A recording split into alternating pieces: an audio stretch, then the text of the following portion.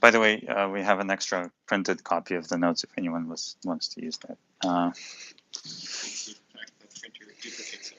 Yeah, I printed one copy of the notes myself, and I printed two. I was just like, here you go. We are at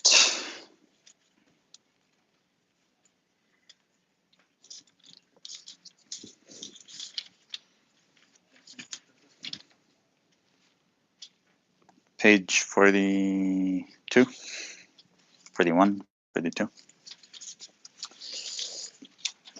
All right.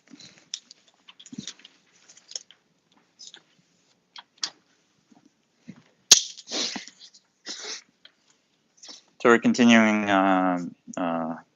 finishing covering spaces today. And just to remind you, a covering space is a triple, two manifolds and a map between them. This map turns out to be a submersion, right? Continuing our discussion of submersions. This map has to be local diffeomorphism such that if I have a sufficiently small subset in M and you open small connected open subset in M, then its preimage in E consists of a disjoint union of at most countable number of these UIs, each of which is diffeomorphic to U. And pi itself is that diffeomorphism. Okay.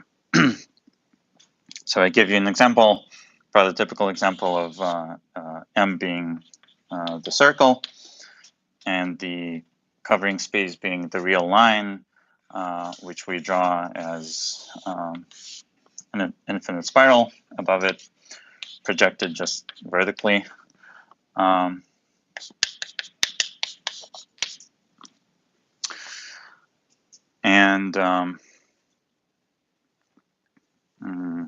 Obviously, at every point, the preimage of a small neighborhood of that point is just a disjoint union. In this case.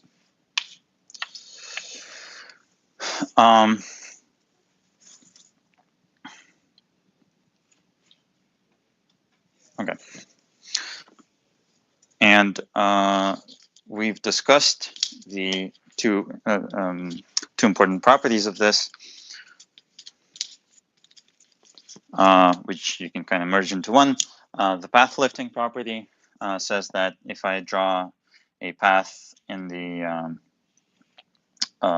base manifold and I pick a point, let's call this gamma of 0 as the starting point of my path, and I pick a point in the fiber above that point, which means one of these guys. I pick one of these guys, then the statement is that there is a unique path in E, which is a lift of this path gamma in the base. And a lift is just a path which at every point in time t projects to the corresponding point of the path in the base. Right? So this path would lift to, with this starting point, would lift to this, let's say, or wherever it ends. Okay. Gamma total. And then the important property of these lifts is that if I deform this gamma in the base homotopically with fixed endpoints, this is not a good example because on the circle there's not much I can do besides reparameterization. But if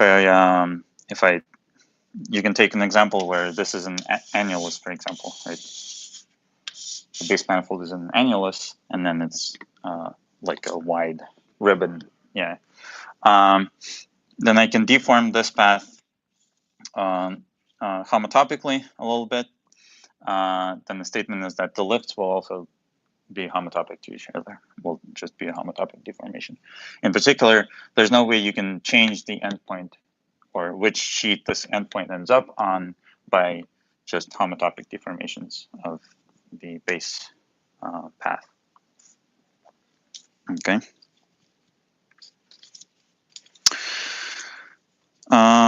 And that leads us to the notion of the universal cover. So it's a theorem which is at the same time a definition.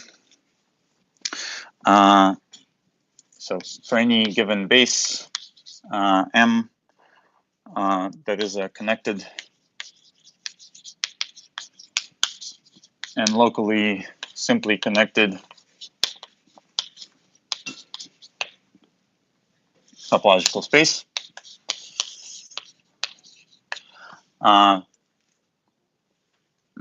So the local simply connectedness is important in the topological context. For manifolds, it's just true. There's a unique up to homeomorphism topological covering space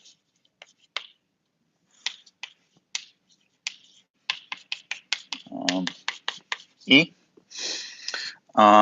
such that E is simply connected. So there's no cycles. The fundamental group of E is trivial. That's the meaning of simply connected.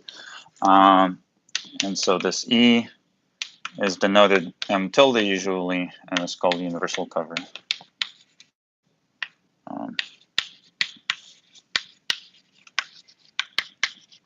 Or universal covering space. Okay. So I'm not going to give you a full rigorous proof of this, but I'll just describe the intuitive idea of how to construct the space and how to see that it's unique.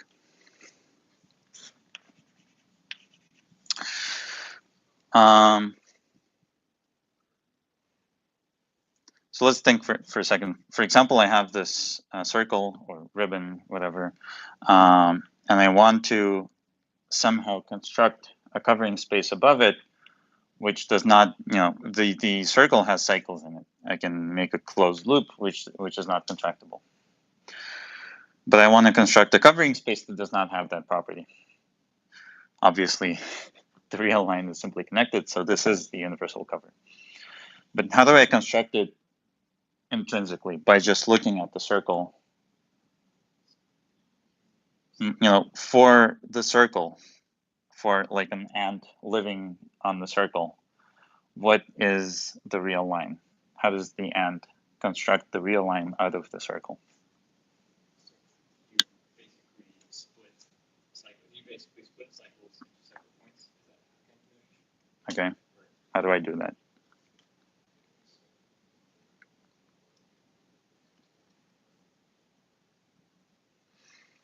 So this ant can move around, right? The circle, and it has memory, so it remembers the path along which it came. And let's fix some starting point and let the ant just walk around the circle along arbitrary paths. Okay. If the ant goes back to this point, for example, yes, the ant knows that this is the same point on the circle, but he knows that the path is not the same as any like contractible path that goes to that point, right? Right, so that means that the points of the total space here will be not points in the sense of the base space, but they will be paths on the base space, right? So the points of the universal cover are paths in the base space, right? That's the basic idea. And then the projection is just take the path and take its endpoint in the base space. And that's how pi is defined. It takes in the path, produces its endpoint. Right, so then the paths obviously have to be identified up to homotopy to make that well defined. Okay, so construct M tilde as the space of endpoints of paths on M such that gamma of 0 is some fixed base point. We assume that M is connected, so it doesn't matter which point.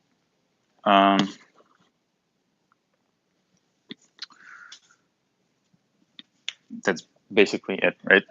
Now we need to make some identifications between paths and specify a topology on this space. All right. So identify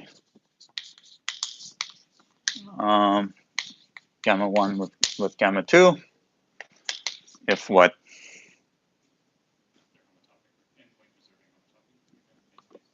Okay. So actually, let me first define the topology and then introduce the equivalence relation. So I have my base space M, and I have a path, one. What does it mean for two paths to be close to each other, right? Within a small, what do paths belonging to a small open neighborhood of this gamma look like? Basically, is the question.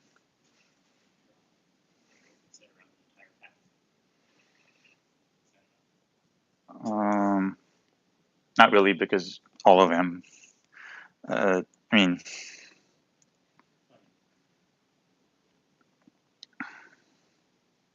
not really, because within a small open set, I can draw like a tiny path, right? And that's not very good because. Mm-hmm.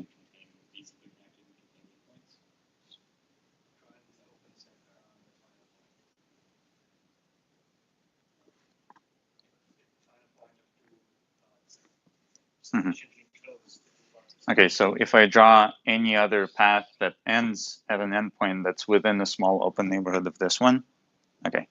Anything else?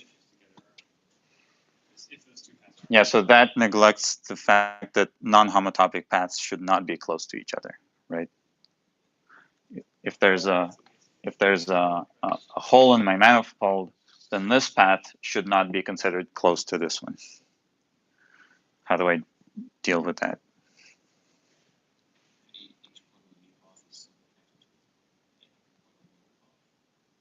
What's that?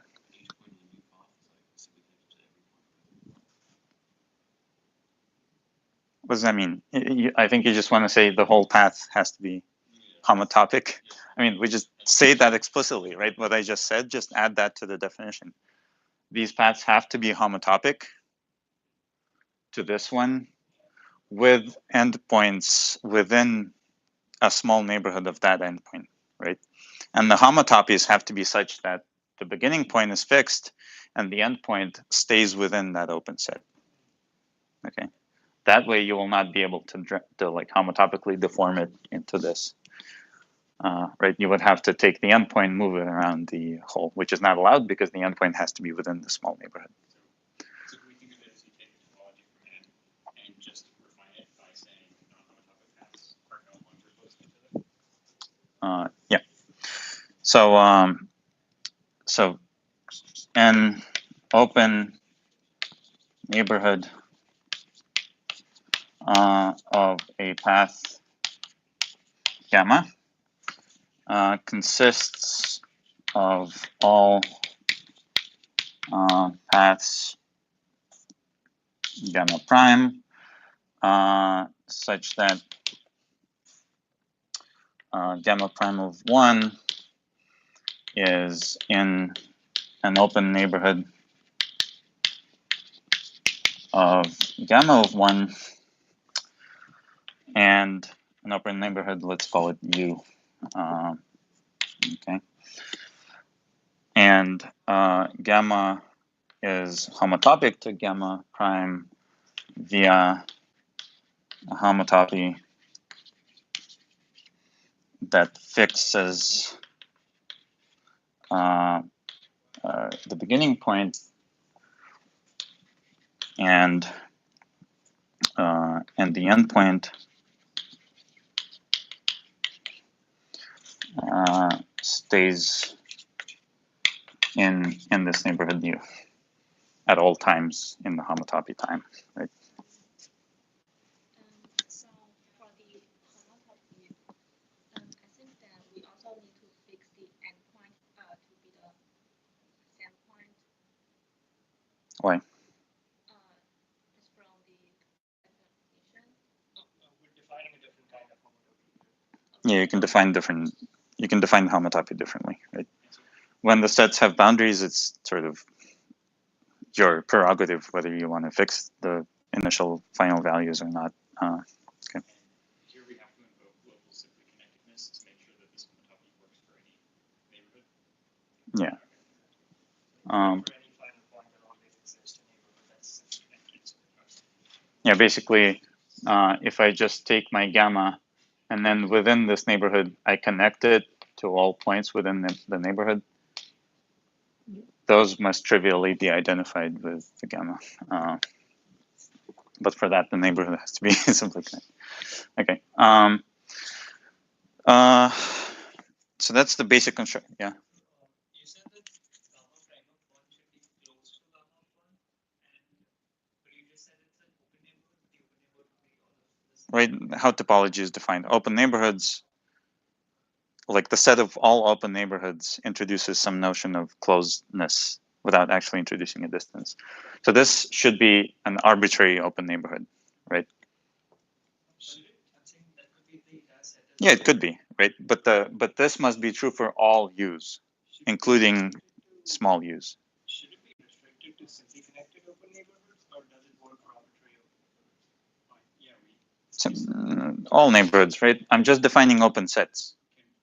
I see. Yeah. So can we say then that the simply connected open neighborhoods form a basis for the topology of the base space, and then we can lift just those to the cover, and they form a basis for the universal cover? Sure. And that would give us. But you have to define what lift via pi, but we don't have the pi. Yeah. So pi is defined. So pi takes in a gamma and produces gamma of 1, right? So it's E to M. So what I did, I defined the topology on E, right? The points of my total space are paths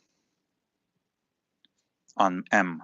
So to make it into a topological space, I need to describe what open sets in the set of paths mean, right? So that's what I'm defining.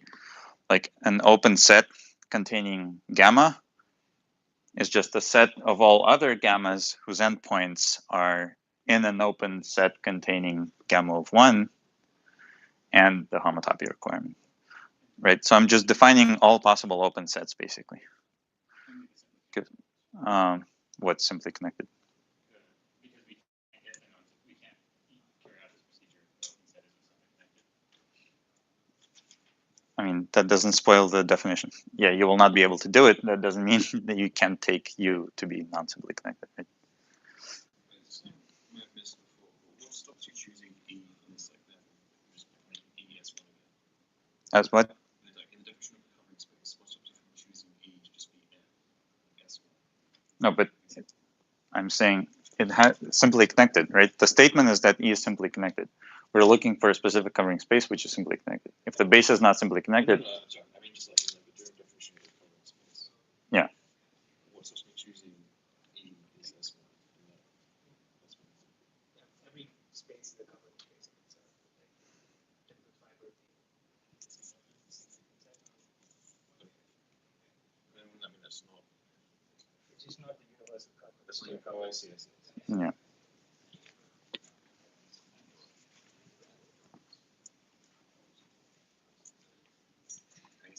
So every base space has many possible covering spaces, right? Only one of those. One of them is special in that it's simply connected. Yeah. So from this, it's a simple exercise to check that this space E that we constructed here, well, M tilde, is simply connected, indeed, sort of by construction. Think about it for a minute. And uniqueness, yeah.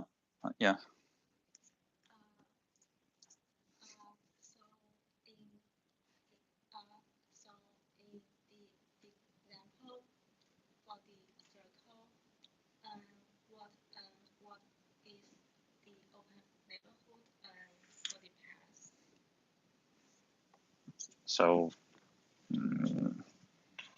the open neighborhood of, let's say, this closed path, right, consists of, let me draw the spiral, unwrap the spiral, make it a real line. And let's say this point, I choose the base point, this point, let's say is this point, okay. Then this lifts to something like that. And I'm saying that open neighborhoods of this path consist of, on the circle, right, they consist of paths that end within a neighborhood of this point, right? And there are lifts, will be like these guys within an open neighborhood of that point. And so we don't get, for instance, the whole circle is not such an Yeah. It doesn't have to be closed, right? It's just right. So everyone sees that this construction for the circle gives me the real line, right?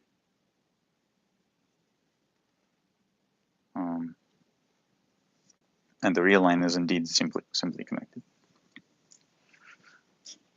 It's also interesting to note that that pi1 of the circle was z, right?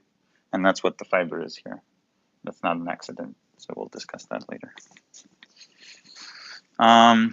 Okay, so oh, by the way, for the two-dimensional torus, what's the universal cover?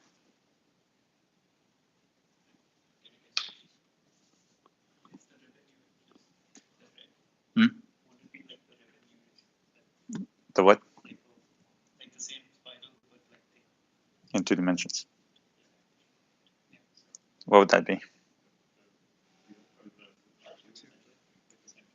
Yeah, the plane, right?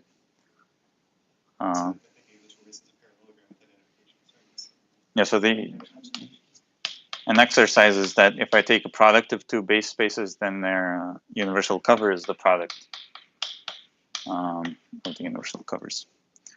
So the torus is S1 times S1, and this is going to be the plane. Okay.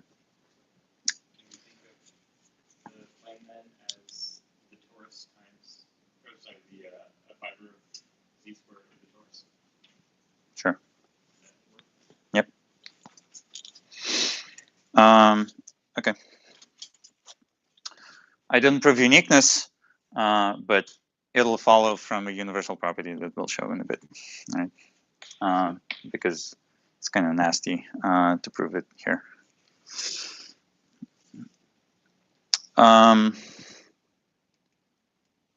Okay. Now, from now on, let's just work with manifolds, right? So connected. The local simply connectedness is just an axiom.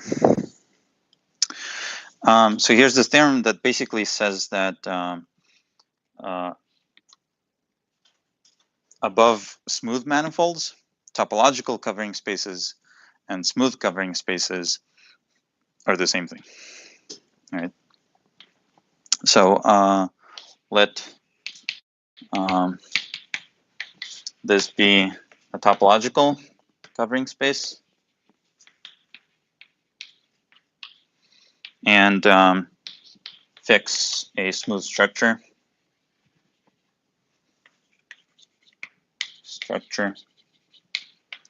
on M, then there exists a unique smooth structure on E, such that pi is a smooth covering map.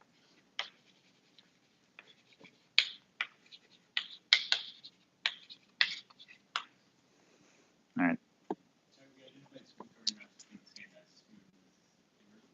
So topological covering maps where you have these local diffeomorphisms right between UI, local homeomorphisms between UI tildes and U's.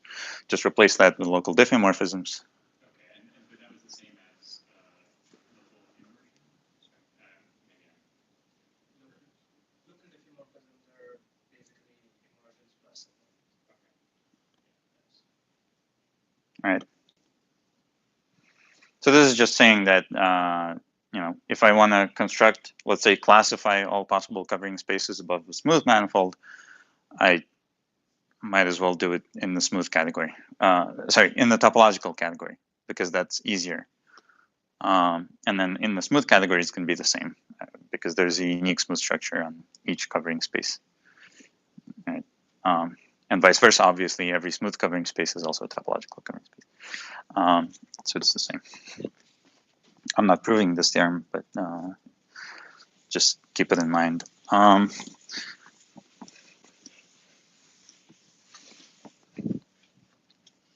It's sort of obvious, right? Because E is locally a local homeomorphism, so you can just copy the smooth structure over from the base to construct that smooth structure. And it's, yeah. Can you relate this to the discrete topology having unique smooth structure? The fibers have the discrete topology in the covering space? And maybe in some sort of a trivial way, that doesn't seem like an interesting statement. All right.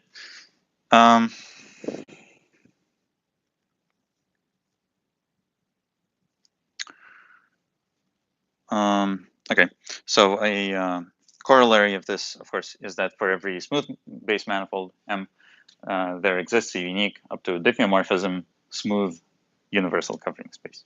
Right?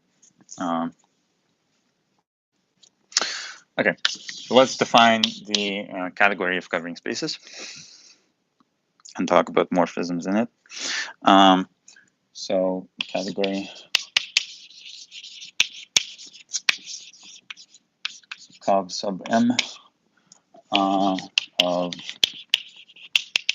covering spaces or manifolds of M. And morphisms. So objects are just a set of all triples like that. And morphisms, if I have one E and I have another E prime of M, two different pi's, what's a morphism? What's a morphism between this covering space and that covering space?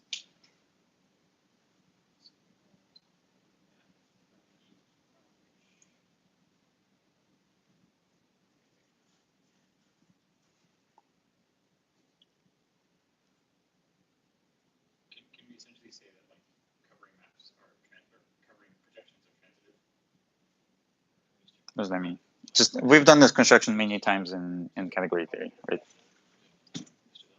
Huh?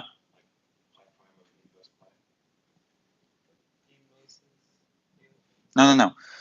All morphisms are, there's many of them, right? What do they look like? If I have two covering spaces, should be some map between covering spaces, which does what? Right? Obviously, it's some kind of a map between E and E prime, which satisfies what special property? No. We want to preserve the covering space structure, right? This triangle has to commute, which means that it maps fibers into fibers, right? It means that pi of E, of an element of E, is the same as pi prime of F of E, right? So it maps, so it only, above a fixed base point, it maps the fiber above that point in E to the fiber above the same point in E prime. Right? So it doesn't map two different points within one fiber to 2 points within in different fibers in E, right? So it doesn't break the fiber structure basically.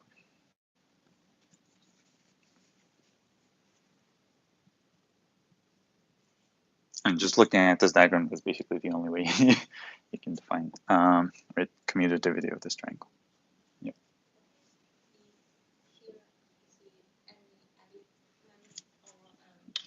Yeah, any element of E. Yeah.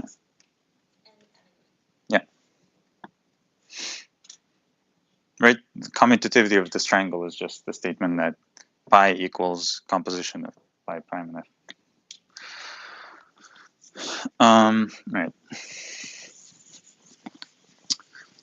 Let me just give you an example. I can take the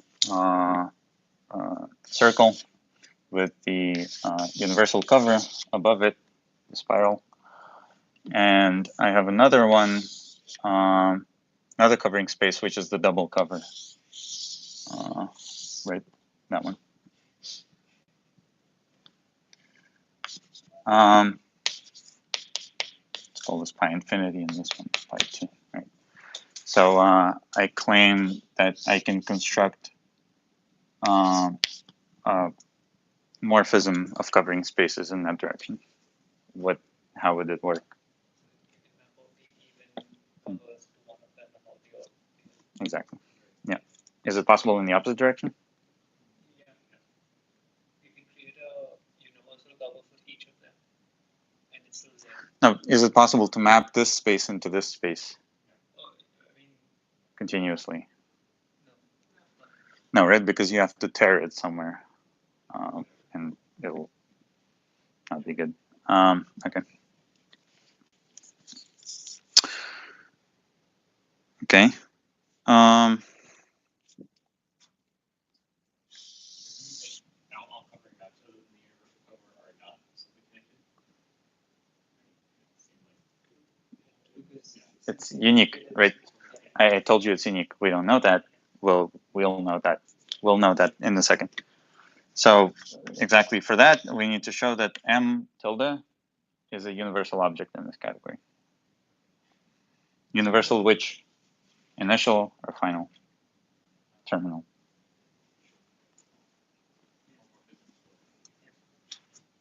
So is universal cover of all other covers?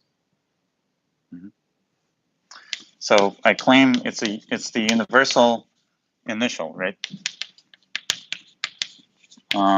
Object in this category. Okay. If you have a morphism between two covers, Mhm. is like just the restriction E F E prime. Is that itself a covering space as well? I mean, it doesn't come equipped with pi, but you could probably construct it. I mean, Oh, you mean this thing? Yeah. Yeah, it is. Mm-hmm.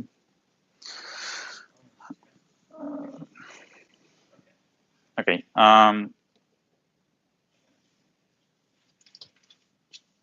Why? Right. So for any covering space of M, we need to explicitly construct a morphism from the universal cover into that covering space. How would one do that?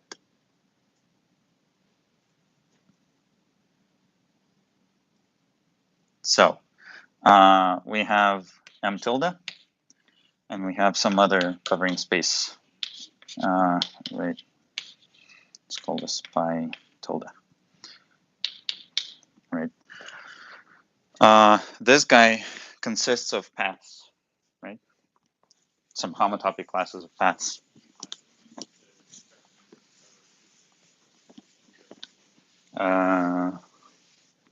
So take a path which is an element of M tilde, right? We need to map that path to a point in E.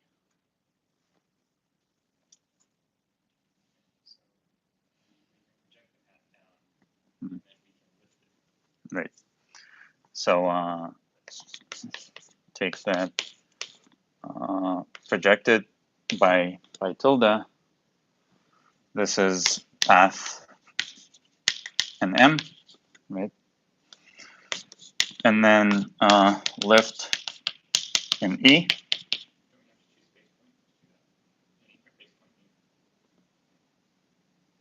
Yeah, but some fix some arbitrary. Yeah. Oh, by the way, everywhere here, I'm assuming that the total space is connected. Otherwise, it's useless. Just break it up into connected components, right? So the choice of base points, you need to check that everything is independent up to homeomorphism in the end. So lift, and this will be a path in E, right? And then its endpoint, right, is a point in E.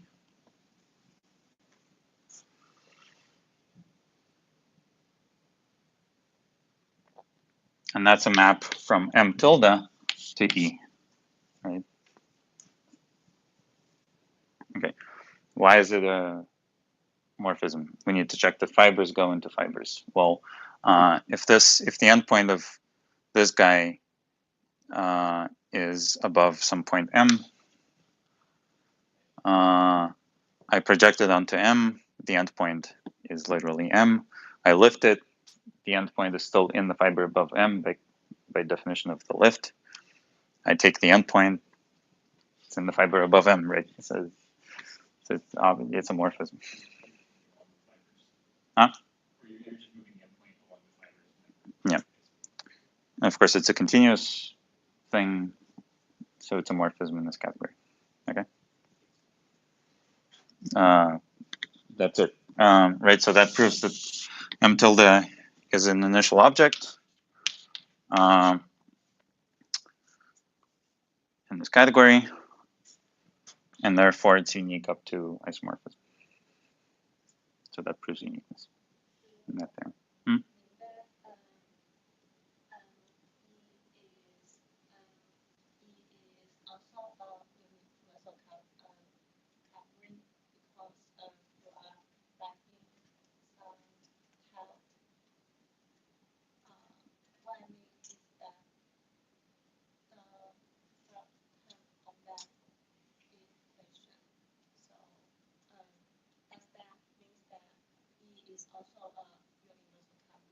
No.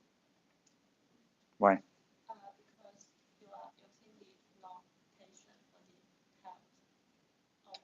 Oh, you mean the tilde?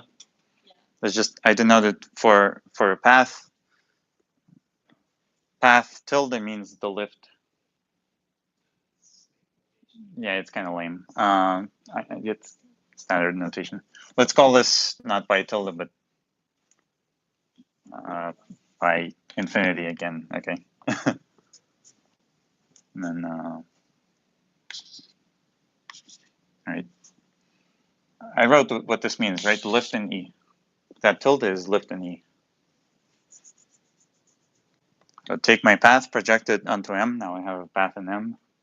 Lift that into E. Take the endpoint of that. That's a point in E. So I went from a point in M tilde, which is a path in M, to a point in E. That's a morphism from M tilde to E. All right. All right. That explains also the name, universal cover. Okay. Now, Yeah. For example, the entry in the circle, doesn't matter whether the end journey clockwise or anti-clockwise. Why? So there are two paths for every point. Those are not homotopic, so they're a different path. Pi1 of S1 is Z, right? So negative and positive are different elements. All right.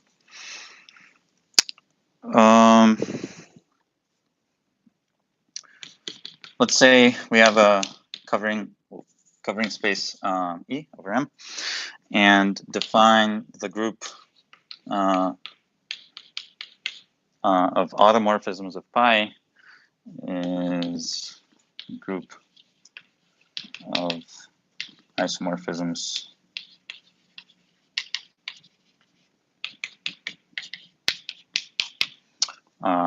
from E to itself, right? In this category.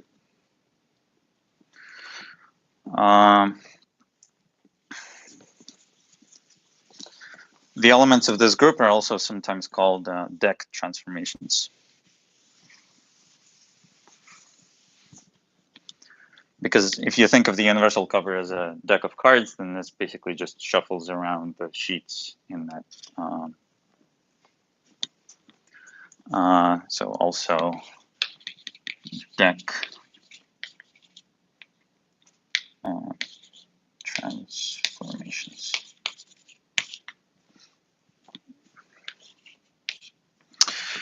All right. Right. So locally, the action of this group looks like I have a small neighborhood U in the base, and I have a bunch of its copies in the fibers of this covering space. The deck transformations just permute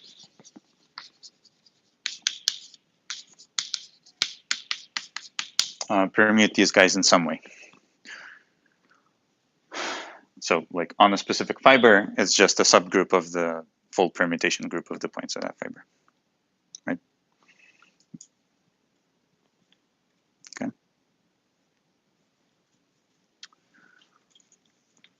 For instance, for the universal cover of the circle, what's the deck? What's the group of deck transformations of this?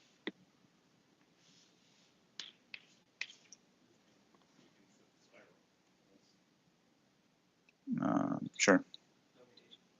What else?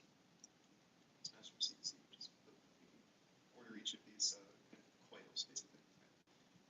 Hmm? It's permuting all of the coils, right? So has to be a continuous map, right? Yeah. So there's not that much. Huh? That's not trivial. There's many.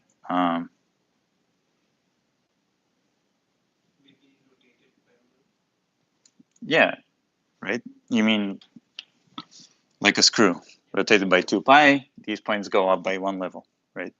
So I can shift the whole thing vertically by a discrete number of steps. And that's an isomorphism of this covering space. So the automorphism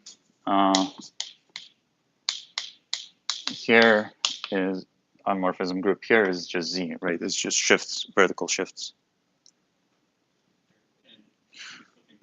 The flipping, no.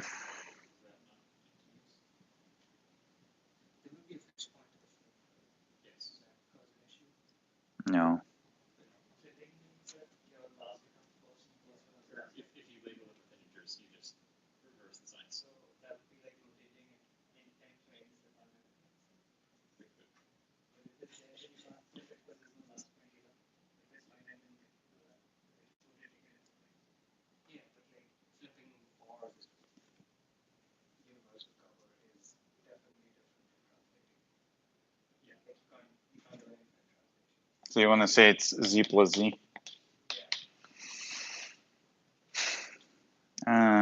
Okay. Let's say it's that. I'll think about it.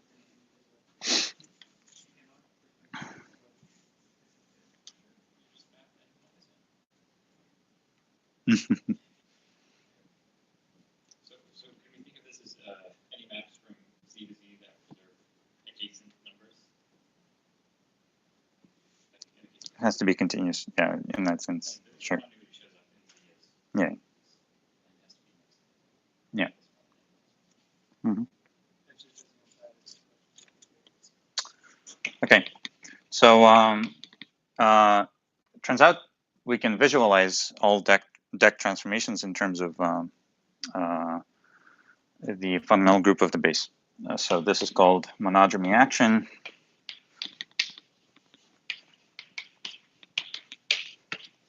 It says the following: for covering space E over M,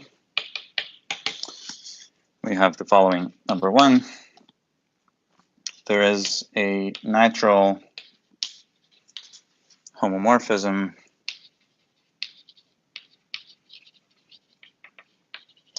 of groups pi1 of M into automorphisms of pi, called the monodromy action.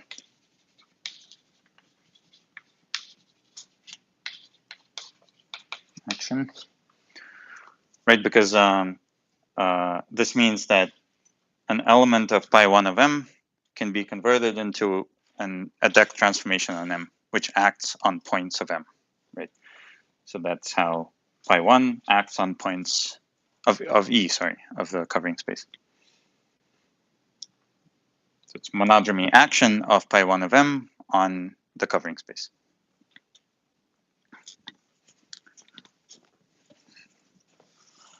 And then number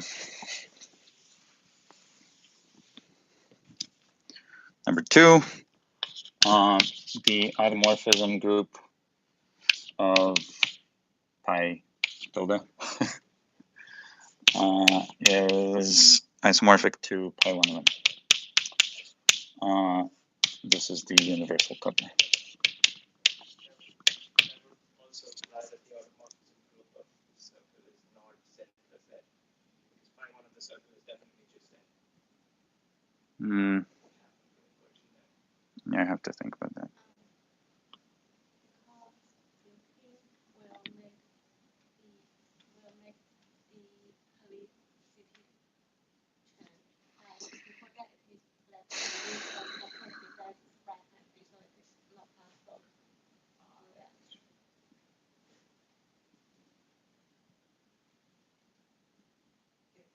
How exactly would inversion work? Because like, if you take the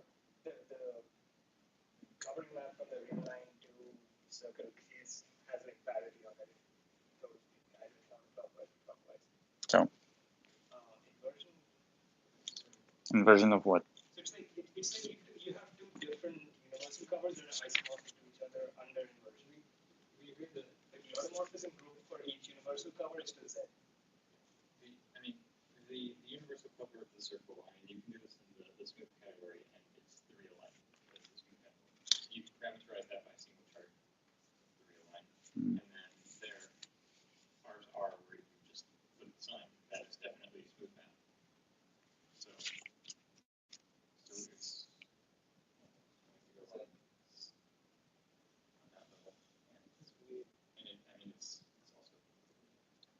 Yeah, I have to think why that's not counted.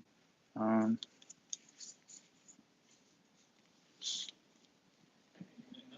goes wrong if the fibers are finite.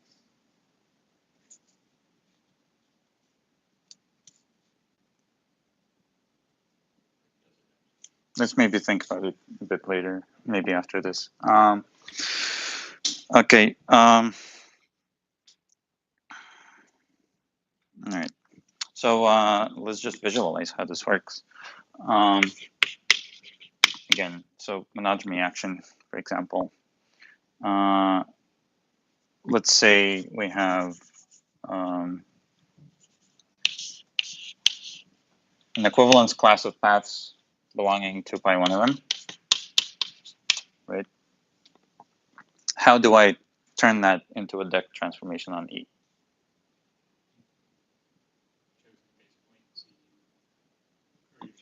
So let's say I have E in E. What do I map it to?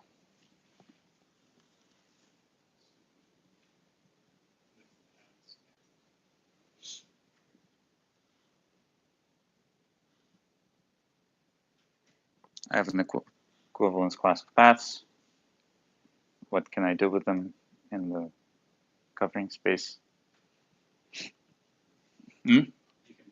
Yes. And then I can do what?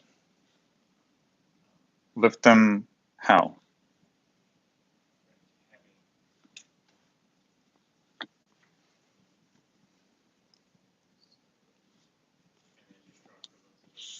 Right, so let's say we have E and E. We can pick a path in this equivalence class such that gamma of 0 is in the fiber is in the fiber of E. Okay, so that they project to the same point. Wait, sorry. This is just gamma of 0 is pi v. Yes. Yeah. Now I can lift gamma. So and then construct a map from E to gamma tilde of 1. Let's lift. Right. I claim that this is a deck transformation. So what transformation? Huh? Deck. Of E. Right. If I do this for every point in E, I claim the result is a deck transformation. I.e. depends on E continuously. It doesn't actually depend on the representative of this homotopy class. And it maps fibers into fibers, but that's obvious anyway, because these are closed loops. Right?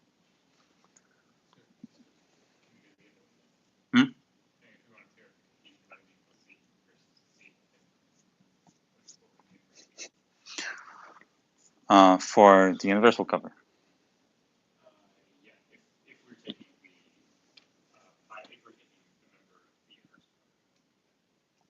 Yeah. I think he's asking, like, if you imagine like paths that go that point Can you take a deck transformation again and class of paths? Right. there's no clear path that you would do this conversion that we're really confused about, right? There's no equivalent path, there's no gamma that we Okay.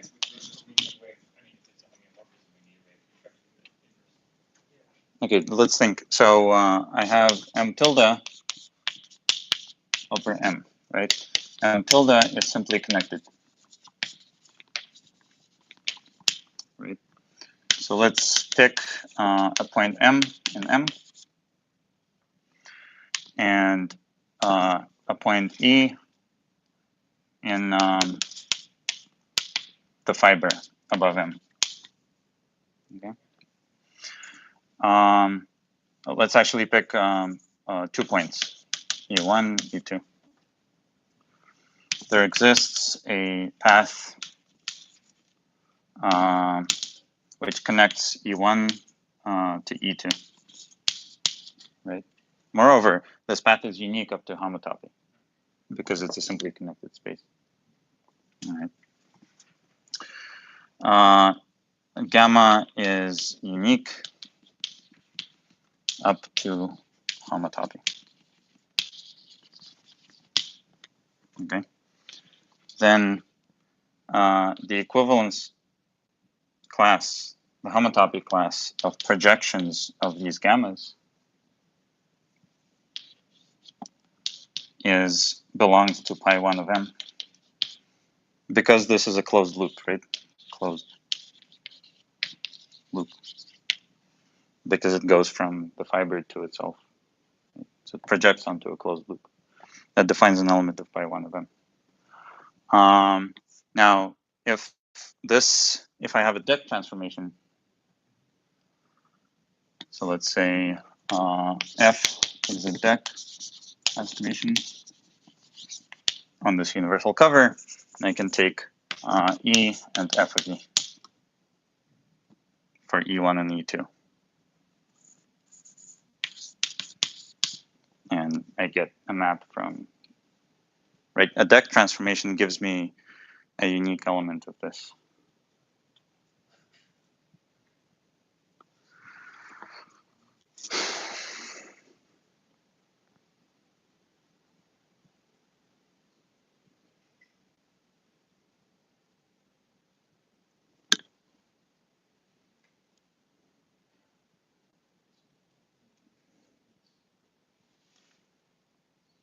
So the problem with the inversion thing is that it doesn't give you a unique. Kind of reverse direction, so you need different paths for different starting points, right? You go a little Like it goes different distance for different yeah, points. maybe that's right. Um, Okay, so does it somehow not pass the test of the definition? um, I don't think the inversion is a tech transformation. I mean, I would hope we could define a different transformation that makes that necessary.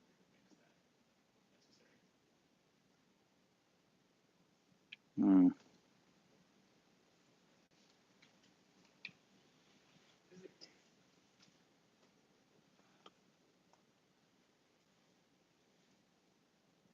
it's the group of isomorphisms, like it's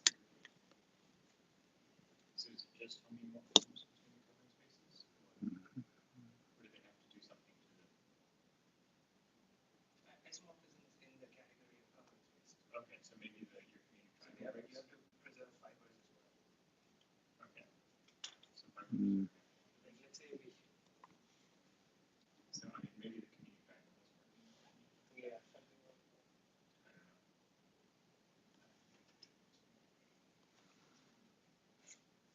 I'm not sure what I forgot. This all should be true. I'm just not sure what element I skipped.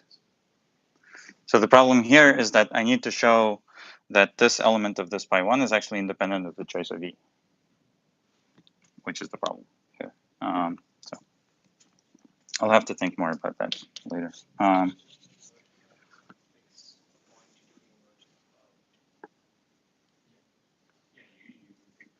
So at least for these guys, doing this and then doing that gives you the identity. So that will be the inverse for this. For the opposite direction, you know, the opposite composition, I'll have to think. You don't have to be related via a deck transformation. I could choose two different points which are not in the fiber of the same point and invert around those. Those are completely different inversions. But they're related to each other by a shift, right? It's an inversion composed with a shift. But not by a deck transformation. So like if I invert about theta equals 0 and if I invert about theta equals pi instead, not 2 pi. They're not related by a deck transformation. They're related by whatever half of a deck transformation. Yeah, that's not a deck transformation. Because in this category, we usually, the map on the base, we assume that to be identity. You can generalize it, but it's just useless. It's just a diffeomorphism on the base, lifted to.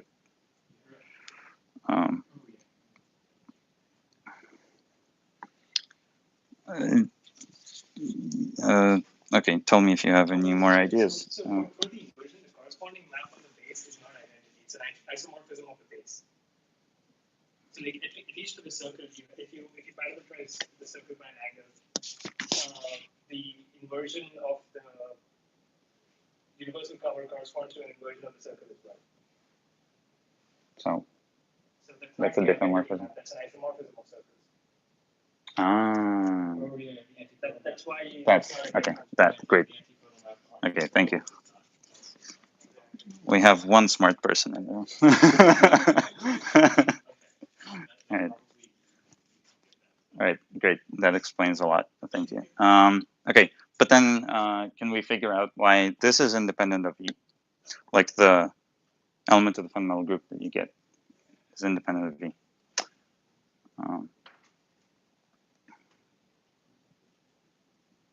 So if I pick, first of all, it's only within the fiber. It's enough to just check within the fiber, right? So if I pick an E in the same, a different E in the same fiber, I get some other path.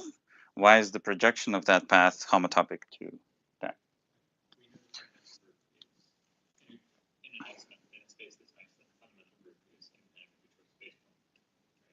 So don't you just get the fundamental group about a different base point?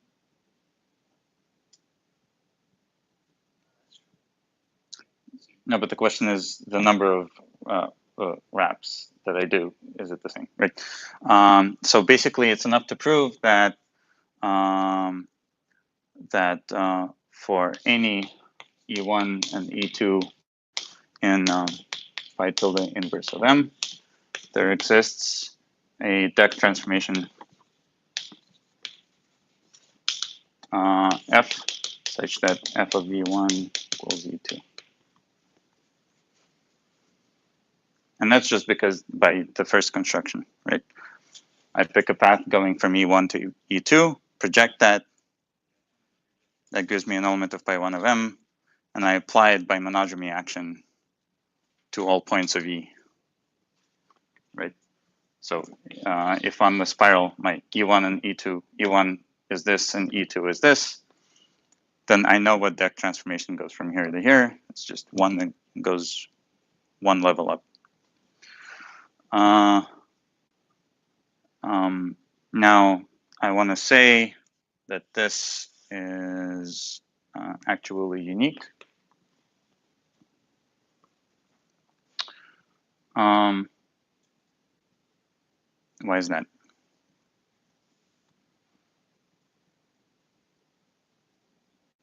If you treat them as homotopy classes of parts, then there's a unique homotopy class of parts in the universal cover that goes from E1 to E2. Okay. That would you also uniquely determine the transformation.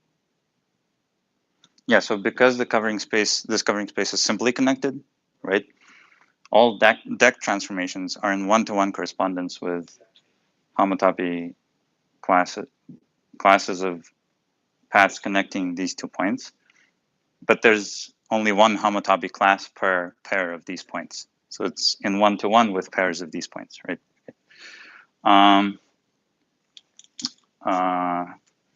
And that basically explains why then this is independent of E. Because if I pick a different E, there's a unique deck transformation that maps this E to the other E, and it just composes with this F, and shouldn't do anything to the loop. It just rotates. So what would be an example of a covering space for S1 that is not simply connected? What's that? So what would be an example of a covering space for S1 that is not simply connected? The double cover, S1 wrapped around the side. right?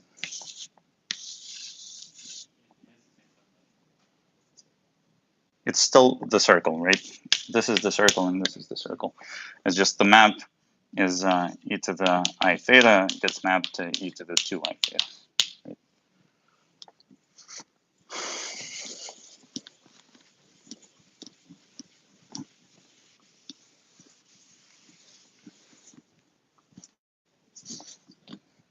Okay, great.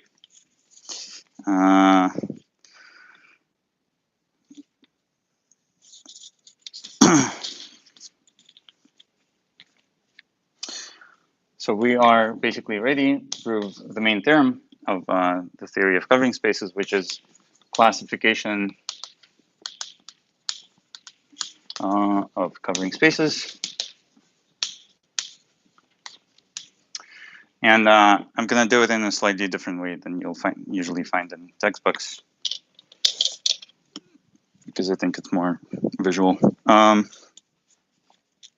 So number one, iso classes, isomorphism classes of connected covering spaces of a given base M are in one-to-one correspondence with conjugacy classes of subgroups of what? Of which group? Huh? Right. There's no other group associated with them at this point. Okay. Number two, so conjugacy classes means, if I have 2 different groups, subgroups of pi1 of M, then I can take any element G in pi1 of M and take G H1 G inverse, right? Conjugate every element of H1. That's some other subgroup. If that's H2, these two subgroups are conjugate to each other, right? If there exists such a G. So conjugacy classes of subgroups is what matters here. Basically because this G will be just a deck transformation, which doesn't matter for classifying isomorphism classes. All right. Number 2, let me write that here.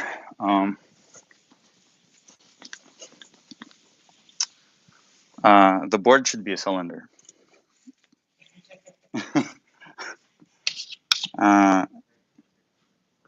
Yeah.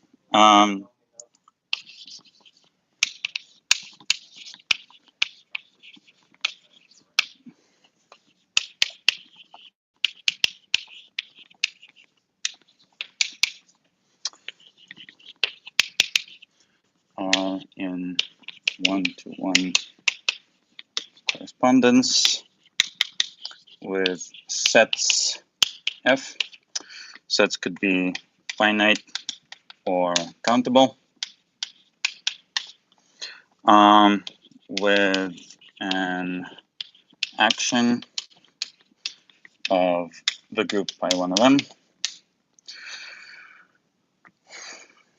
and an action of this group is the same as a homomorphism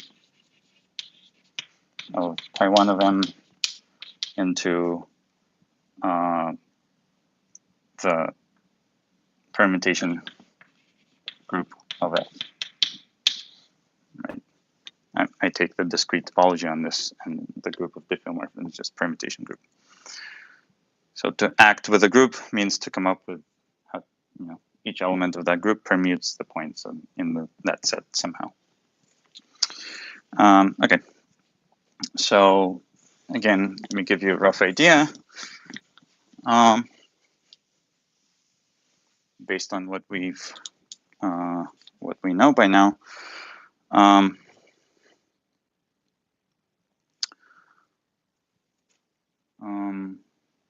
Okay.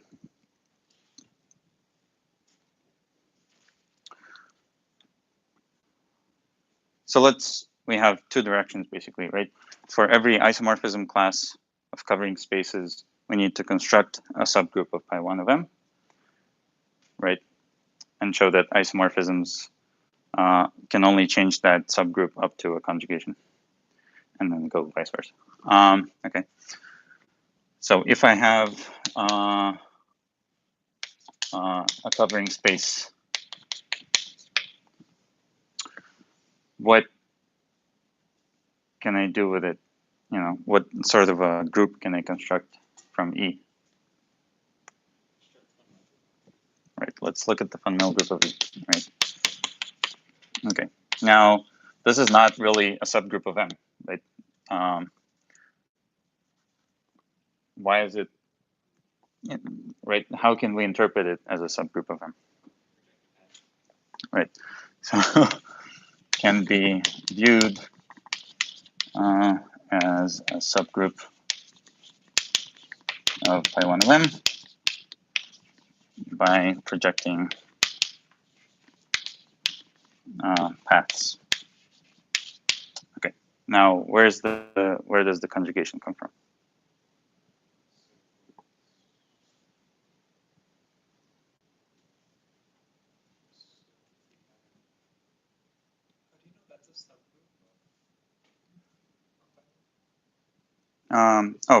Just because, so I can take a path here, a homotopic class of paths, whatever, and project each of them onto M. That gives me a homotopic class of paths on M, an element of pi1. Now, if I take a composition of two loops here, that projects onto the composition of their projections, right? So it is a homomorphism. And it's also injective. Why?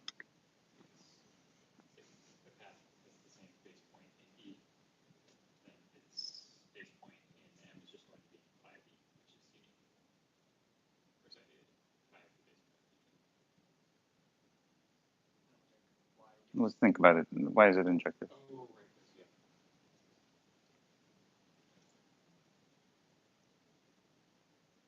If I have two different, right? Let's say I have this double cover Basically by the path. above the circle. Yeah, a homotopy in E projects down into a homotopy in M. No, but if two different homotopies in E would project down to the same homotopy class in M, the path lifting function would be invalid. I don't understand that. Why can't you take a path that winds once and a path that winds twice and project both of them down? They both have to have the same base point. Or if they're in pi 1 and B. No, if you take a path that winds once here, that projects to a path that winds twice here. Right? And then twice here is 4 times here, etc. So it's injective, right? But why is it injective in general? Let's say two different paths here projected onto the same path here. What's the contradiction? Path there and like use the path lifting property, assuming you don't need a path up in the covering space.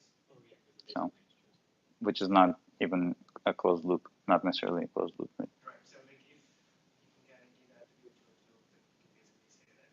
Now you have to repeat it a couple of times, maybe, like here, right, to make it a closed loop. No, but like so if you say take a path that winds twice around the circle and lift it, you know it's going to be a closed loop. Because it came from that. Yeah, yeah. And So then, like the path lifting property tells you that there's only one unique. right, so we had actually a separate proposition after the path lifting property, which said that lifts of homotopic paths are homotopic, right?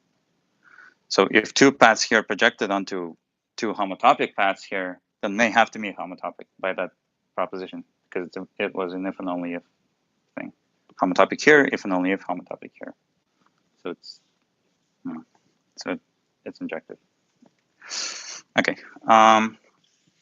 So I'm not gonna write this all out. It's sort of in the notes in a couple sentences, but all right. Okay, so conjugation, how does that come in? So there's some sort of a that's some sort of a degeneracy in that construction, or freedom. We've already identified that transformations with non-contract or with loops in the base manifold, right? Mhm. Every member of the fundamental group of M induces a unique deck transformation on E. Right. So we just propose that with your conjugacy class. Right. So if we talk about isomorphism classes of covering spaces, we need to consider deck transformations of E, right? But each deck transformation is the same as an element of pi 1 of M, basically. So we do a deck transformation to E prime, which is isomorphic to E, do this projection in E prime, then go back to E. That's conjugation by a deck transformation, or an element of pi 1 of M. Okay? So isomorphisms of E turn into conjugations on this subgroup of pi 1 of M. Vice versa, if I have a subgroup, that's sort of in one direction, in the opposite direction, if I have a subgroup of pi 1, how do I construct an isomorphism class of covering spaces? How do we construct any covering space out of this? Say our fibers are just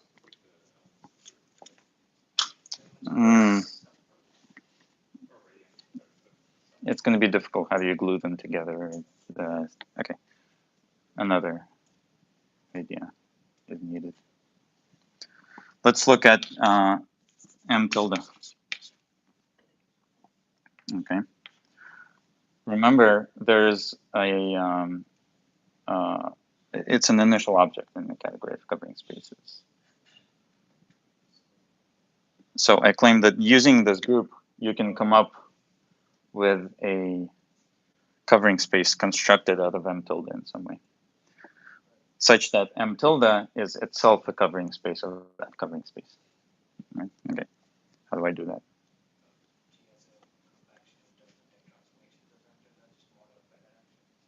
right? So G acts on M tilde by monodromy action.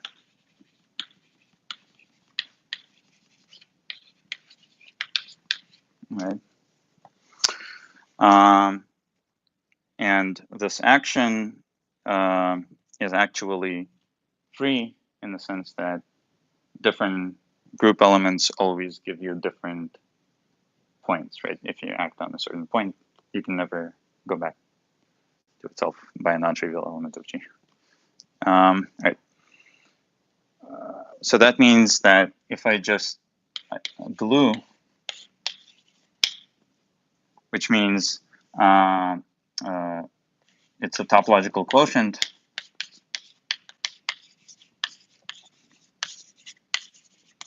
by an equivalence relation where E1 is equivalent to E2 if and only if there exists an element in G such that G acting on E1 is E2, right? Where this is monodromy action. All right. So that gives you something. Let's call it E sub G.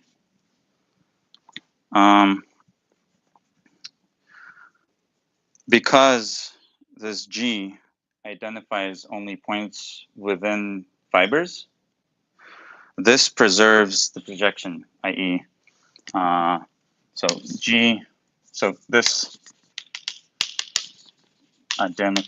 sort of preserves fibers. So pi tilde descends to a projection E sub G, right?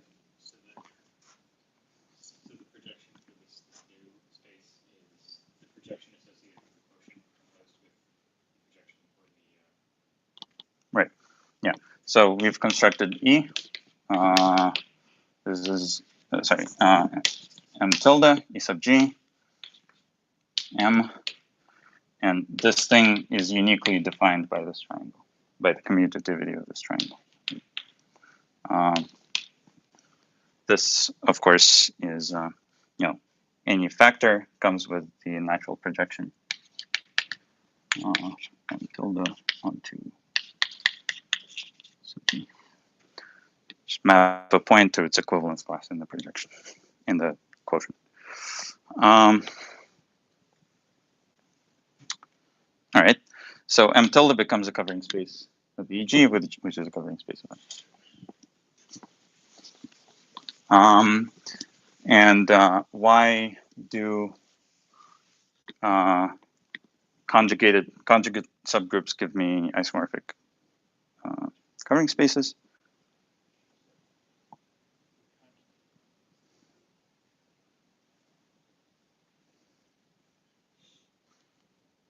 Exercise. Okay. So speaking of the second part, that's just basically a rephrasing. So now instead of conjugate classes of subgroups, I construct some discrete sets, finite or countable, with an action of pi 1. What would those sets be?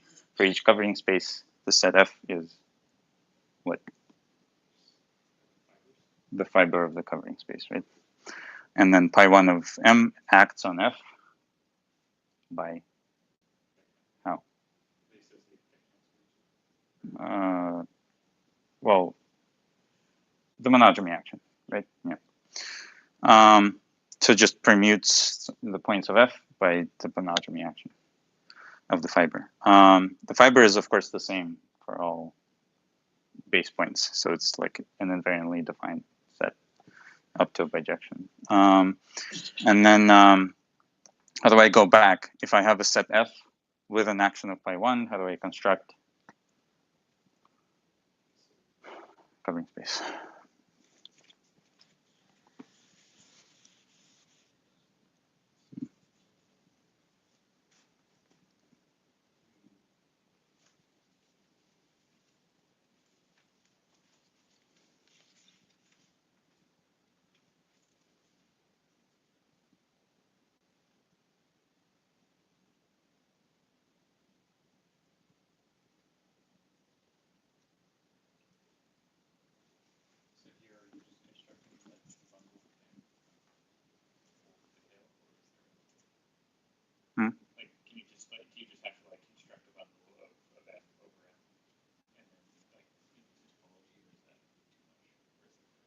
You can do it that way.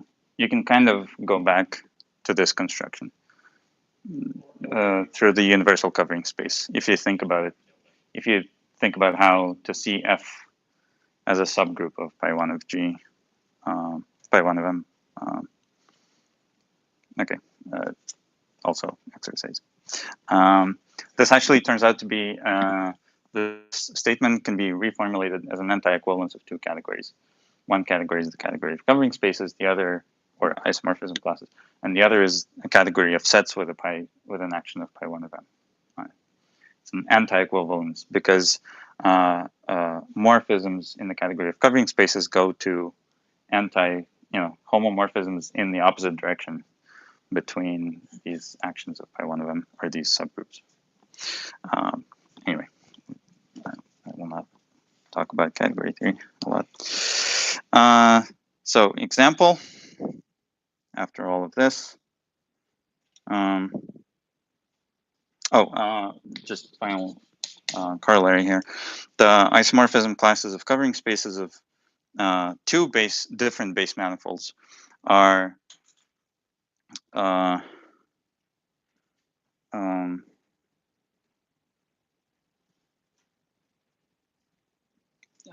okay, so if I have two base manifolds that are homotopy equivalent,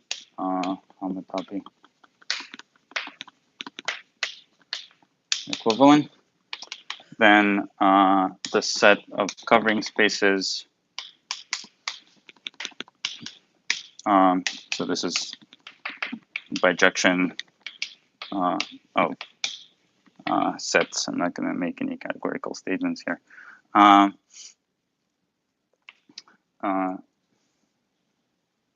Okay.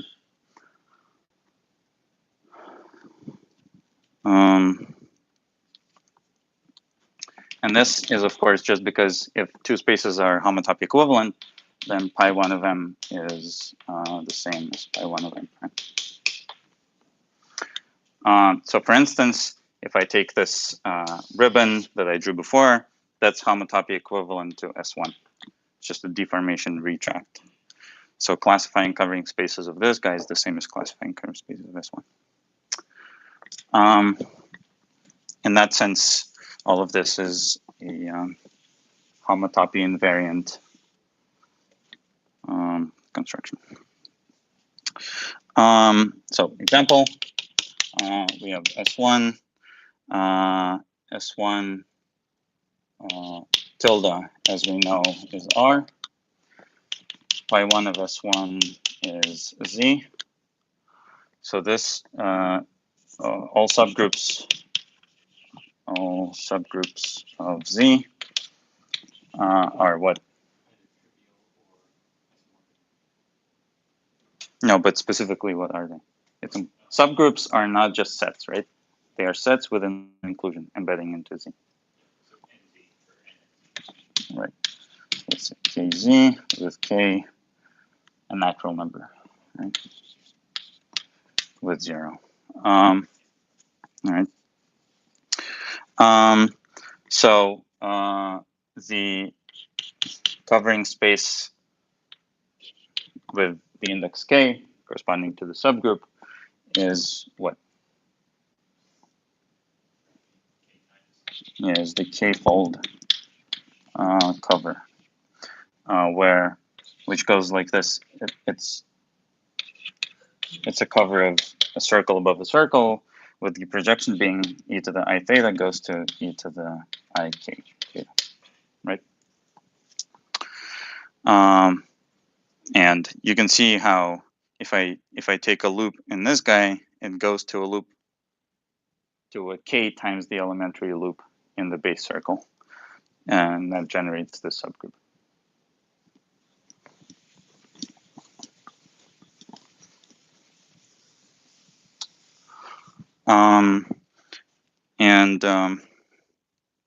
Of course, the universal cover is also a cover of all of these guys.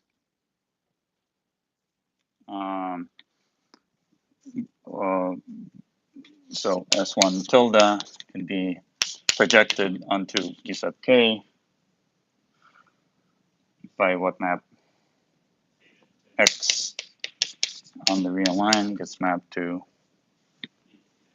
X mod what? X mod what? Okay. And then this is over S1, right? Uh, um,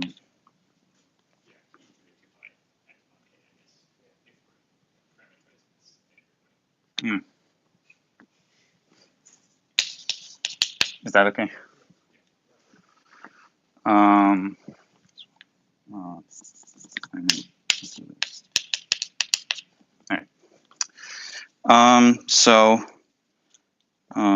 some more examples. The universal cover of the N torus is, of course, Rn. The universal cover of SO3 of the group SO3 is called spin 3.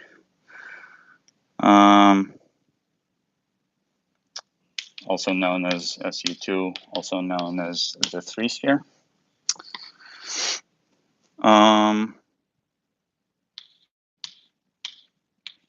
In general, for SO groups, it's spin n.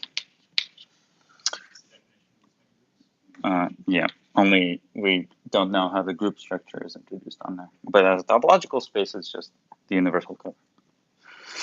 The universal cover of U sub un is SUN times R, because SUN are simple groups, they're simply connected. And the extra phase that gets killed by the determinant condition here, it just turns into R, because the universal cover of a circle is R. So that one should be pretty intuitive.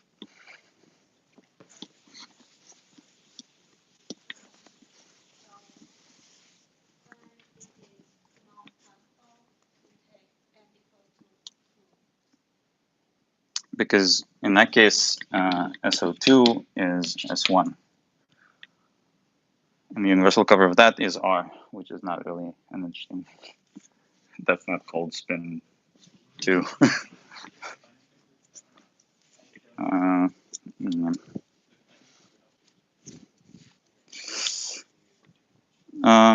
Okay.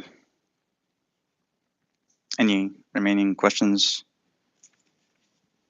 I'll do one more example, which is universal covers of graphs. Okay, which are not manifolds, by the way. If I have a graph, what's this graph called? Cube. Okay. So its Euler characteristic is 2, so obviously. Right.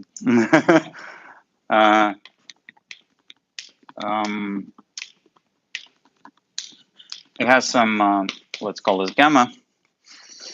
How do I compute the covering space, the universal cover of gamma? Right? Gamma could be also the circle, right? It's just this graph, for instance. Also a graph. I claim, well, okay, can even come up with a way to simplify it. Like any graph can be reduced to a very simple topological space.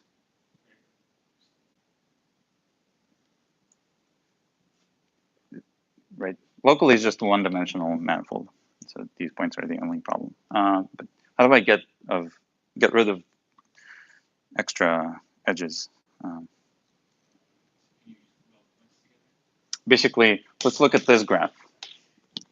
This graph. What very simple space is homotopy equivalent to?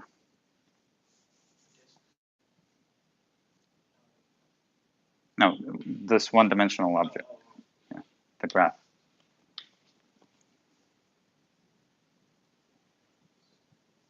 I claim it's homotopy equivalent to the figure 8 because I can contract this into one point by a deformation retract, just homotopy equivalence. Okay. Right. So retract all of these guys. I will get. What do I get? This, right?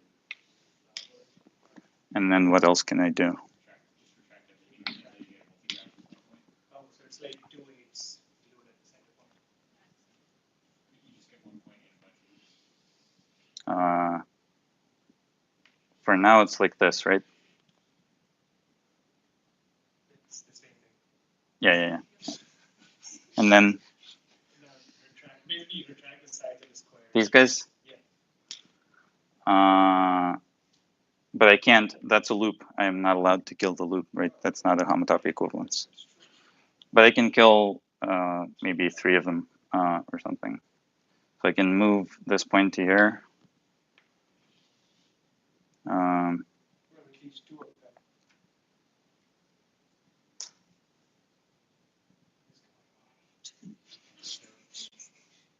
1, 2, 3, 4, 5. So I claim that it's homotopy equivalent to that.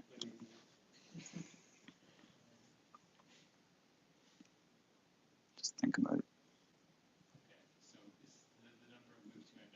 Okay, so what you're actually supposed to do, the construction is you find a maximal tree in this.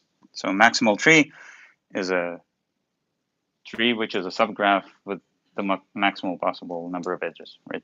You can prove that every maximal tree contains all of the vertices, right?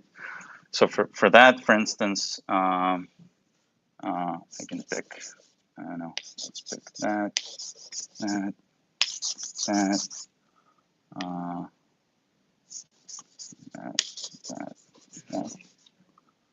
Not unique, of course. That's it, right? So this thing is a maximal tree. Okay. And now it's a tree, which means it's simply connected. So it can be, and moreover, it's contractible. I can contract it into 1 point, all of that. That identifies all of the vertices in my graph into 1 point. All I'm left with is a bunch of circles connected to that point.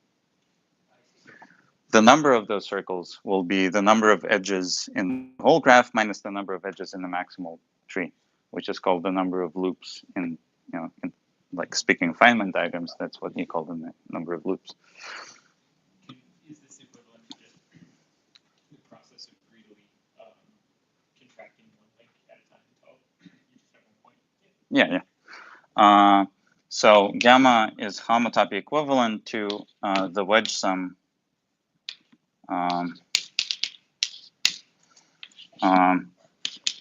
number equals number of loops in gamma, or the number of edges minus the number of edges in any maximal tree. And of course, the pi1 of gamma is therefore the free product. We had this property. A wedge sum is just, you take 2 base points, identify the 2 base points, that's it. Right. 2 circles, that's a figure 8, the wedge sum of 2 circles. So pi1 of gamma will be the free product of pi1 of S1, etc., which is just Z, free product a bunch of times.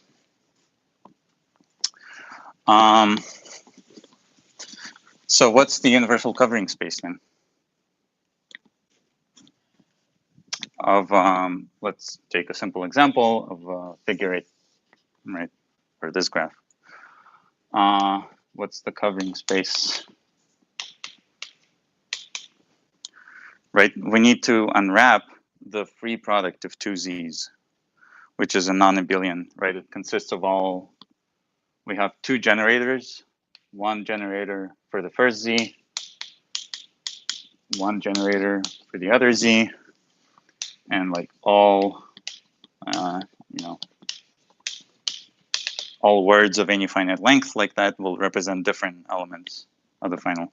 And on the picture, this means I go around this loop and around this one some number of times, and it's not an abelian group, so I can't exchange.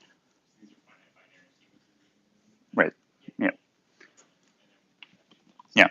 So we can generate the covering space by considering all paths in the base, in the figure 8, right? And kind of not identifying paths that go back to the same point. So if I go from here to here, I draw a path in the covering space that goes like this. Let's call this A, right? If I go from here to here, I draw a path that's B, right? Then if after this I go along A or B, that's two choices, right? A or B. A or B.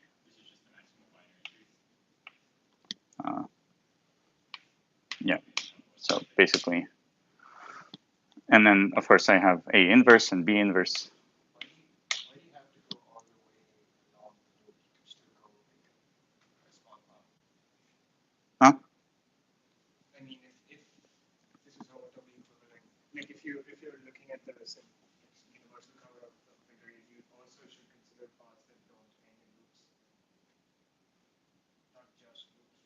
Oh yeah, those are points along the lines, right? Oh, I see. Yeah, so this is like a complex. I see. Oh, and it's not.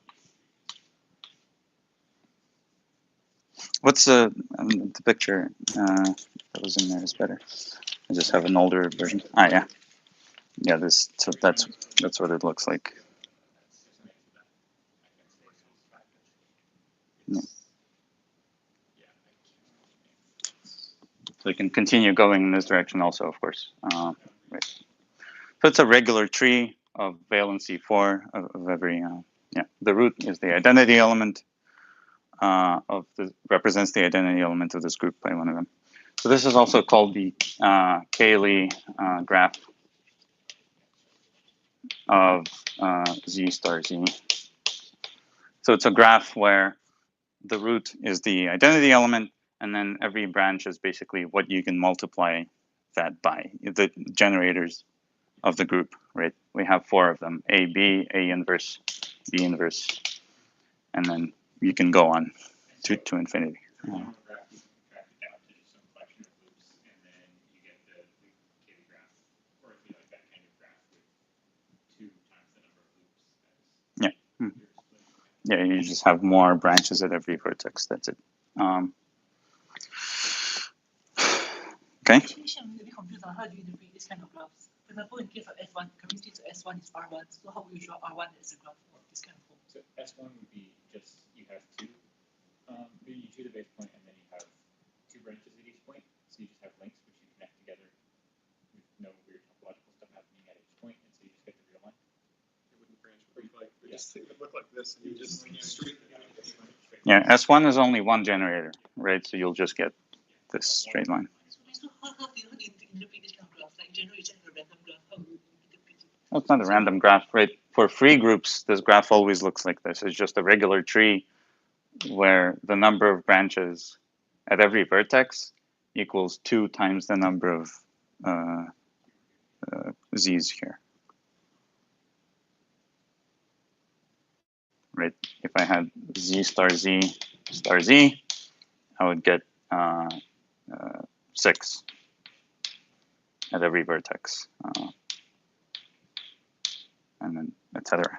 So every point in this graph shows the map back to a unique point on the original meaningful. No, this is a covering space, right? So I can project, like all of these the intersections here, they all project onto the center point of figure 8. So the way you've drawn it, you can label one loop A and one loop B, and then every horizontal link projects onto A. Yeah, yeah. Every horizontal link, all of these, right? Every horizontal link in this picture projects onto A, or if it goes to the left, A inverse in the opposite orientation. Same for B. So for example, my graph is square, then that is, for example, is just a bunch of squares.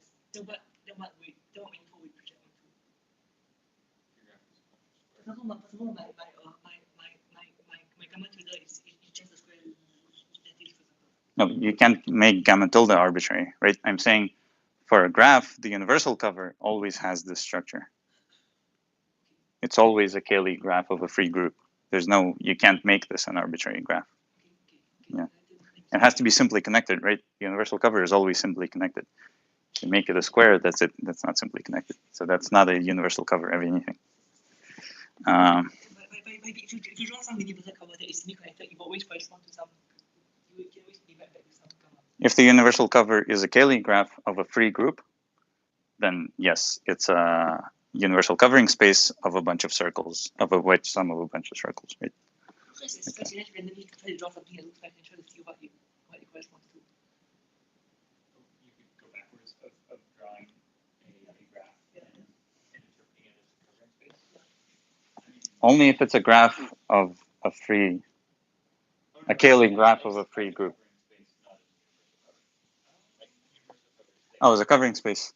Well, that's a difficult problem, right? Looking at an arbitrary manifold and asking whether it's a covering space of anything. Basically, you need to look for free actions of discrete groups in that manifold. If they exist or not, that's a difficult question in general. This is specifically for wedge sums of circles where like the points identified are all simultaneously identified into one point. What if I have like a figure eight with another figure eight? Something like You can contract multiple points. that won't have a No, you can move the 2 points together. They have the same. If Oh, it's a Mm. red, Mhm. Yeah. All right. Was that a good example? It's not a manifold now, but I think it's a fun example. Yeah. Okay, so we are almost out of time, but I can start the discussion of fiber. So actually, I have an enumeration of sections in the notes, which I guess I should start using. This is kind of chapter 4. Chapter 1 was category theory, 2 was topology, 3 was manifolds, and now fiber bundles. Okay. Or bundles in general. And 4.1 is fiber bundles.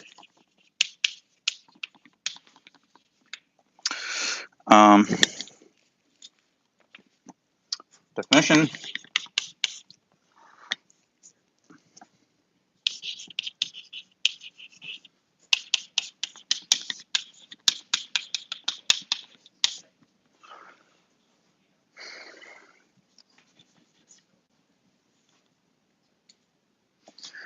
So let's say we have a smooth map between two manifolds. It's called a locally trivial vibration. Parentheses fiber bundle.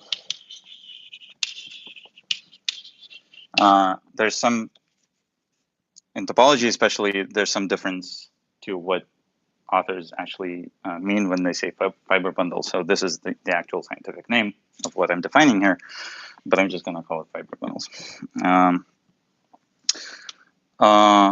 Locally trivial vibration, if it is a smooth submersion,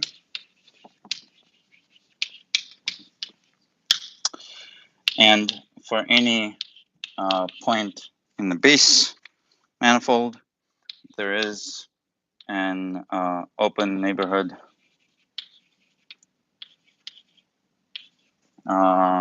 U sub p, and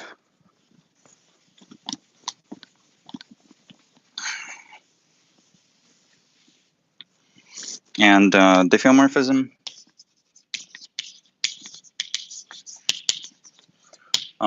chi sub p from pi inverse of U sub p to U sub p cross pi inverse of p.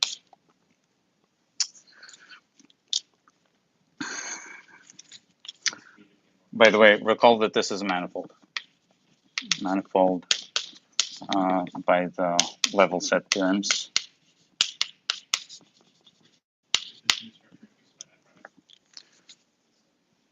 What's that? we need a smooth structure on the product. Just the product smooth structure. Yep.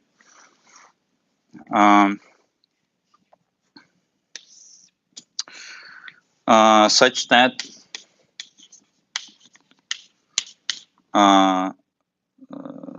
the following triangle commutes.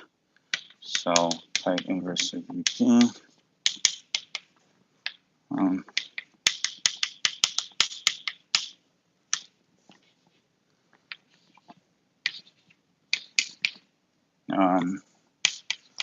projection onto the first component, UP, and this will be pi restricted to that. So this is just saying that chi p has to preserve fibers, right? It maps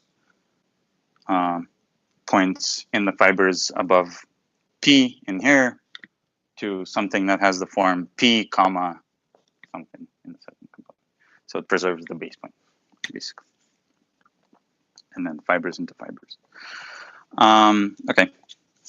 Now, notice the big difference from a general submersion. Let's say I take this square with the hole in it. So this manifold, and then I project it onto the real line, right? That's a submersion because at every point, the tangent space is a plane that gets surjectively projected onto the tangent space here, which is a line. So it's a submersion, but it's not a locally trivial thing because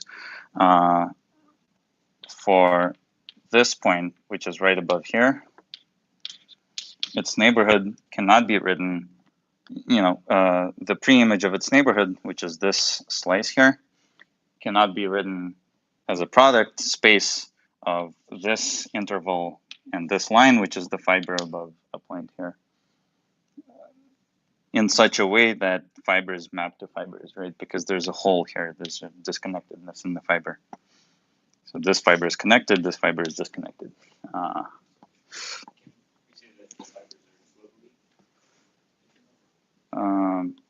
Yeah, so we'll get to that.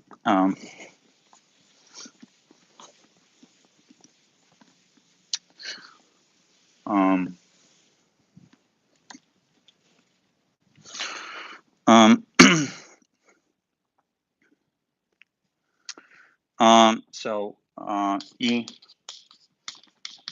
over M is called a trivial bundle if UP can be made all of M,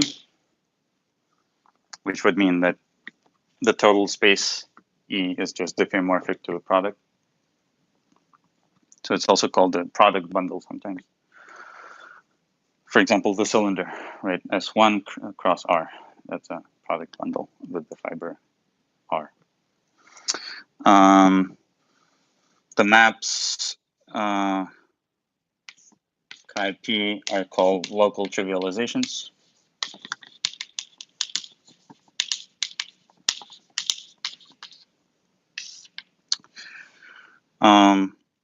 Because they locally map the bundle onto a trivial bundle, right? A product bundle here. So any fiber bundle is just a submersion, which is locally a trivial bundle. Right? That's another way to say that. And of course, fiber bundles can be restricted to open subsets of the base. So we write E restricted to U as just pi inverse of U with the projection pi onto M, right? Trivial. I can restrict any bundle to open subsets of M, right? So the first statement that you noticed already is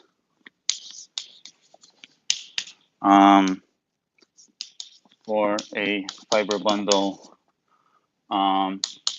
E to, I'm just going to write FB in terms of fiber instead of fiber bundle, with M connected, all fibers are diffeomorphic to each other. So all fibers by one pi inverse of M are diffeomorphic to each other. So collectively, the manifold that they are all diffeomorphic to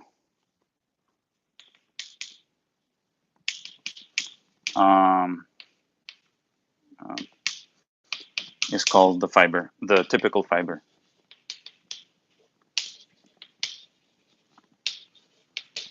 Okay, so it's defined only up to diffeomorphism. Okay, so the proof is very simple. If M is connected and it's manifold, then it's path connected. So we can take a path gamma that connects, goes from M1 to M2. And then this path can be, it's a compact set, right? Because it's an image of a compact interval, 0, 1. So it can be covered by a finite number of small balls. And over each of them, you have these local trivializations that say the fiber is diffeomorphic to this F. And then you just apply a chain of these diffeomorphisms, and you end up, you convert the fiber at M1 to a fiber at M2. How do we know that the finite cover of this path contains elements that exactly correspond to those open neighborhoods? Because the definition only involves an existence statement for the open neighborhoods, right? It doesn't say that for any open neighborhood you can. No, just make them sufficiently. No, but you can always come up with an atlas. If it's trivial on an open set, it's trivial on any refinement of that open set, right? Sure. Yeah.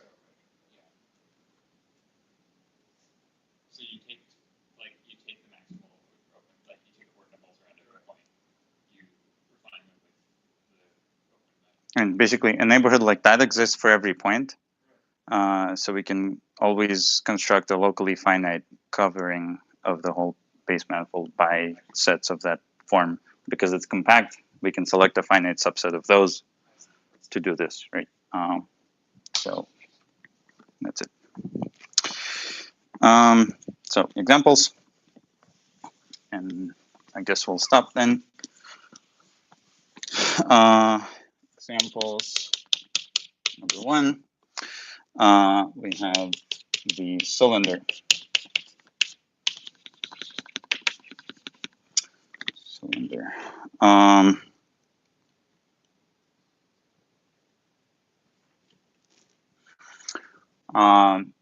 That's a trivial bundle, and we call it trivial line bundle, where line means that the fiber is a line R. Sometimes at some point we'll talk about complex bundles, and then a complex line bundle is a bundle in which the fiber is C.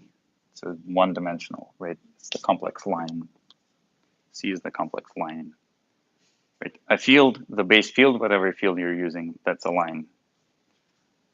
You have the real line, you have the complex line, you have the quaternionic line, whatever. Yep. So the sphere, for example, is the complex projective line. Mm-hmm.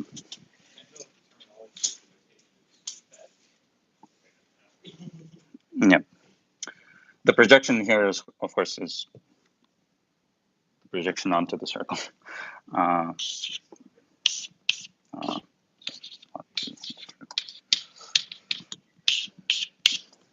right. What's a non-trivial bundle above a circle?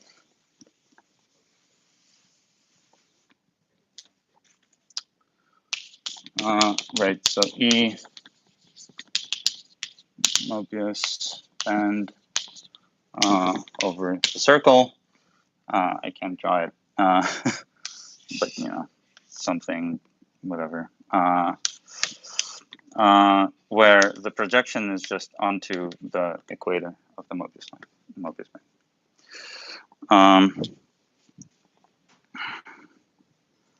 That's a bundle which we don't know how to prove that it's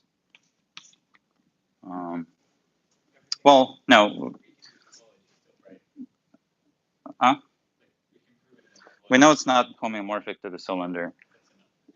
It's not really the same because an isomorphism in topology is not the same as a bundle isomorphism.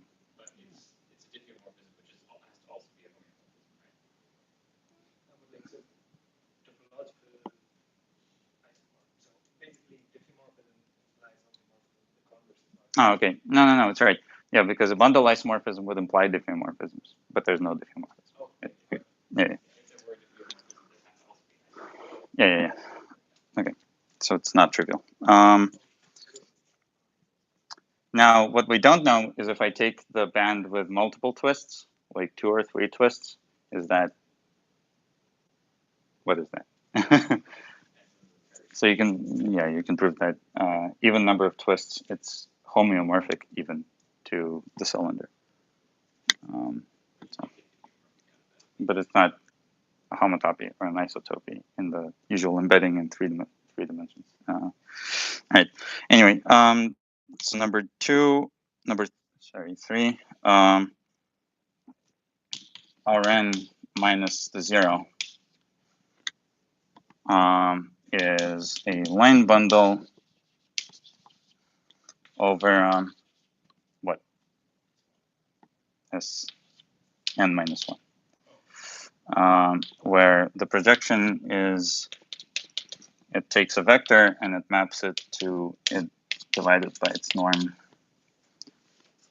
this is, our fibers here are And the fibers are the rays, right? I mean, positive real is isomorphic to the real line. They're like one-sided rays, right? From 0 to infinity, which are diffeomorphic to a line. Okay. The fun example of qubit slash block sphere slash Hopf vibration will have to stay for next time. Which is why you have to come. this last one is just the statement doing calculus in polar vortex. The statement of what? Sorry, this last one is basically just you can do calculus in polar vortex. Yeah, assuming you stay away from the origin. Mhm.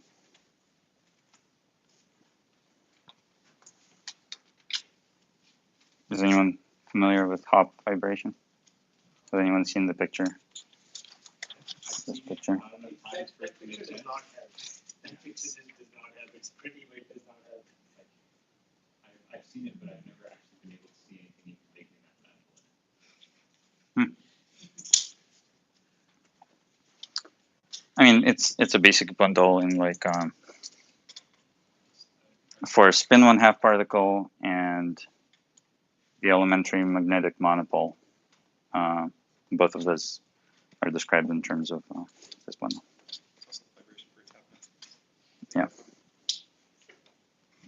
Oh, if anyone is interested in doing actual practice on like differential geometry, this is a really great book that has a ton of problems and full solutions to every one of them. And like very interesting, sophisticated problems and like a very nice book. It's like a Russian problem book or something. No, surprisingly. I was gonna say a math book with solutions and no Russian surnames. Plausible.